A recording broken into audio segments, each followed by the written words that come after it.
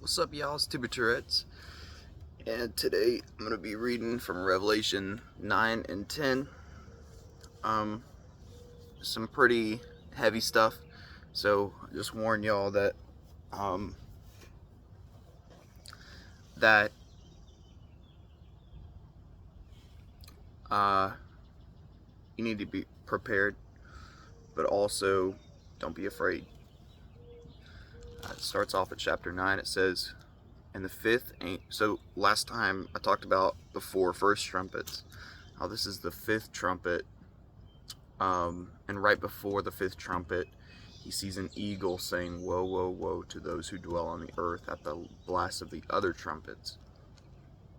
Um, don't know what that could mean. It could mean the rapture is before the fifth trumpet, or it could mean nothing, or it could mean something totally different. But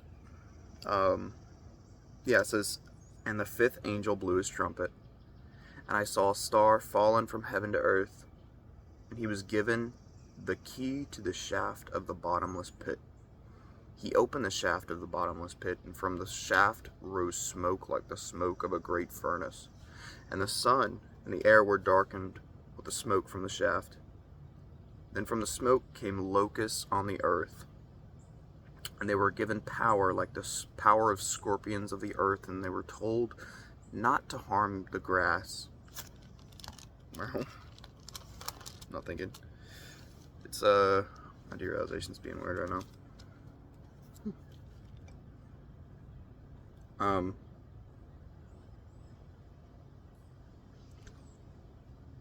what? One back. Sorry.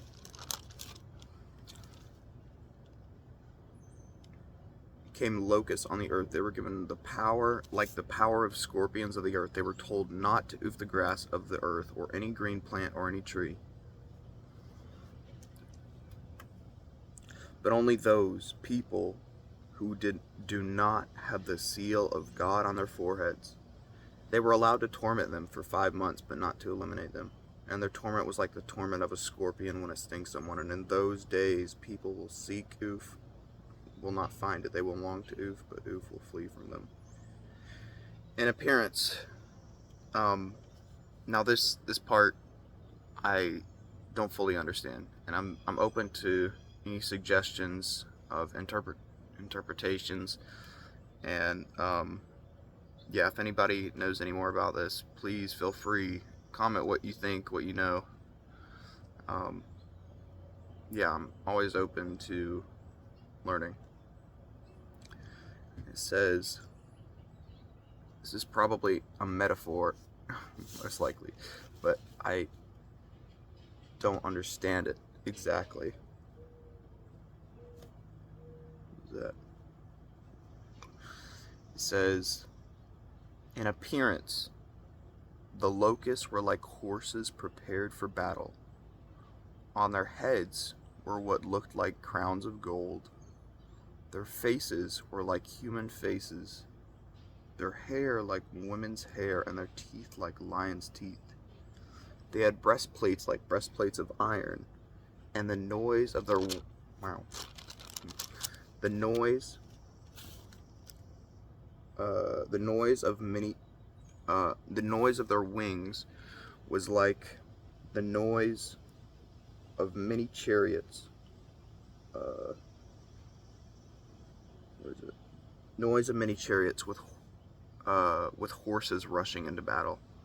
They have tails and stings like scorpions, and they have power to oof people for 5 months, or damage people for 5 months, and is in their tails. So that could mean a lot of different things. I mean, Jesus spoke through metaphors when he was on earth. He spoke in parables as well. And so, what he's probably giving to his servant John, some of it is probably a metaphor, and I don't fully understand. But it says, "In appearance, the locusts were like horses prepared for battle." So, I'm guessing there was many of them, like horses prepared for battle. tons and tons of locusts, or tons and tons of flying things. On their heads were crowns of gold. Their faces were human faces. That could, I mean, you never know, that could mean that the locusts have been sent by a king. That they are kind of an image of a king, because it says they have crowns and they have human faces. They had breastplates like breastplates of iron, and the noise of their wings was like the noise of many chariots with horses rushing into battle. This is one of the most important parts of this chapter, in my opinion. It directly sounds like it could be a drone. That back then they had the term locust, and horses rushing into battle, tons and tons of locusts that were made of iron and had sounded like horses rushing into battle, and then they must have been controlled by some sort of higher leader that was a king. Well, that's just what I interpret it as. I could be totally wrong. It says they have tails and stings like scorpions, and their power to damage people for 5 months is in their tails. I don't understand that, but feel free to comment what you think. They have as a king over them the angel of the bottomless pit. His name in Hebrew is Abaddon, and in Greek he's called Apollyon. The first woe has passed, behold, 2 woes are still yet to come. So a while ago the eagle said woe, woe, woe, which means basically like curses to these people, like basically like just hope for the worst. He said, then John said, then the 6th angel blew his trumpet, and I heard a voice from the 4 horns of the golden altar before God, saying to the 6th angel who had the trumpet,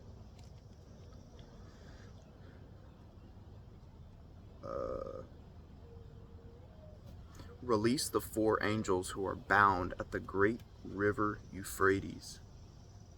So the 4 angels who had been prepared for the hour, the day, the month, and the year were released to eliminate 1/3 of mankind.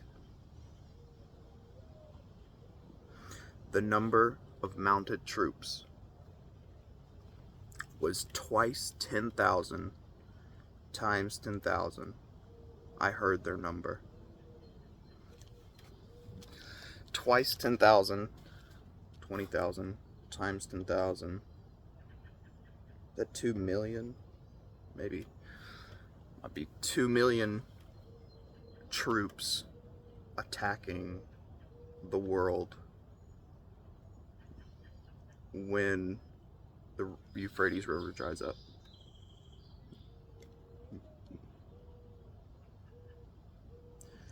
And this is how I saw the horses in my vision and those who rode them. They wore breastplates the color of fire. So the horses had metal on them, the color of fire, red, and of sapphire, blue, and of sulfur, yellow. Red, blue, yellow. These horses had metal on them that was red, yellow, and blue. And the heads of these horses were like lions' heads, and fire and smoke and sulfur came out of their mouth. By these 3 plagues, 1/3 of mankind was eliminated by the fire and smoke and sulfur coming out of their mouths. For the power of the horses is in their mouths and in their tails, and their tails are like serpents with heads, and by means of them they wound. I don't understand that part. I really don't. Birds are nice. The fire and smoke and sulfur coming out of their mouths. The horses. I don't know what it could be. I have no idea. The rest of mankind who were not eliminated by these plagues did not repent of the works of their hands, nor give up worshiping demons and idols of gold and silver and bronze and stone and wood, which cannot see or hear or walk, nor did they repent of their eliminations or their sorceries or their sexual immoralities or their thefts. Yo, it has been a few hours since that first recording. My phone got too hot and it just closed the camera app, and so I'm gonna read 10. It's called The Angel and the Little Scroll. It says, "Then I saw another mighty angel coming down from heaven, wrapped in a cloud, with a rainbow over his head, and his face was like the sun, and his legs like pillars of fire. He had a little scroll open in his hand, and he set his right foot on the sea, and his left foot on the land, and called out with a loud voice like a lion roaring. When he called out, the 7 thunders sounded. I was about to write, but I heard a voice from heaven saying, 'Seal up what the 7 thunders have said, and do not write it down.'" This is the only time in Revelation, I believe, where God says, "Do not write this down, what I'm about to show you." And so we have no clue. We have no way of knowing what God showed him in this moment. And it was 7 thunders sounding, and then it says seal up what the 7 thunders have said.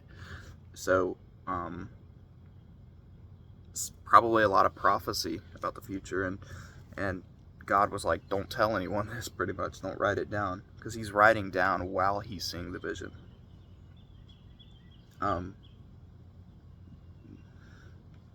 says, "And the angel whom I saw standing on the sea and on the land, raised his right hand to heaven, and swore by him who lives forever and ever, who created heaven and what is in it, the earth and what is in it, and the sea and what's in it, that there would be no more delay, but that in the days of the trumpet call to be sounded by the 7th angel, the mystery of God would be fulfilled, just as he announced to his servants the prophets. Then the voice that I had heard from heaven spoke to me again, saying, 'Go take the scroll that is open in the hand of the angel who is standing on the sea and on the land.' So I went to the angel and told him to give me the little scroll, and he said, 'Take it and eat it. It will make your stomach bitter, but in your mouth it'll be sweet as honey.' And then I took the little scroll from the hand of the angel and ate it. It was as sweet as honey in my mouth, but when I had eaten it, my stomach was made bitter." That's just, I don't know what that could mean. It's weird. "And I was told, you must again prophesy about many peoples and nations and languages and kings." I wonder if the scroll was just a representation of him gaining knowledge.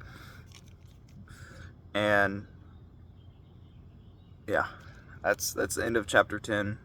It says, "And I was told, you must again prophesy about many peoples and nations and languages and kings." And wow. So all the stuff that he's writing in Revelation is not all the stuff that he has seen. He has seen a lot more, which is crazy to think about. But he prophesied some of he said, "You must again prophesy." God said, "You must again prophesy about many peoples and nations and languages and kings." So he was prophesying and telling people the future, probably not what's just in this book, but other things that are to come, and was telling the people of Jerusalem and other places, because I know he traveled a lot. But yeah, the next chapter is called The Two Witnesses, and I'm going to do that another day. And the one after that is The Woman and the Dragon. A lot of cool metaphors in the next few chapters. And then after I read those 2 chapters, there's one that's very, very serious. That's so fascinating to me. And I'll catch y'all later. And yeah. Cool. God bless.